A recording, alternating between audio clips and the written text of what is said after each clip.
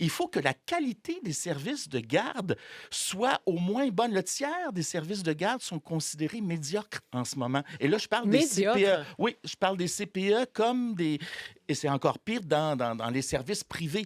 Et si on veut sortir les enfants de la défavorisation, il faut, et c'est très clair, que ces services-là soient de qualité. Donc, si on augmente la qualité des CPE, si on réussit à donner à manger le midi aux enfants à l'école... Donc, vous êtes d'accord, Oui, on en a déjà parlé, là, parfaitement d'accord cette avec ça. proposition de Gabriel Parfaitement Nadeau-Dubois de d'accord Québec avec ça. solidaire Et pour les si loges. on augmente les gratuits. espaces verts, puis Oui.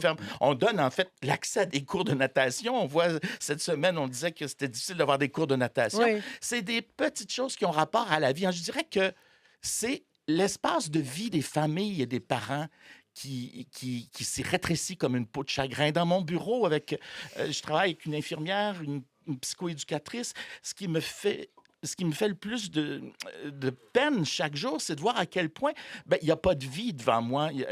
C'est ennuyant. C'est ennuyant pour les enfants. Ça correspond aux propos de la directrice régionale de la santé publique de Montréal, le docteur Mylène Drouin, Oui. qui a déposé un rapport sur la santé et le développement des Montréalais âgés de 0 à 12 ans. Oui. C'était lundi dernier. Elle va exactement dans le sens de ce que vous venez de raconter. Ça doit être global, Oui, la mais là, il santé faut des passer enfants. à l'action. Bon, on Parce fait quoi qu'on pour mesure... passer à l'action? On investit dans les vraies affaires, dans l'enfance.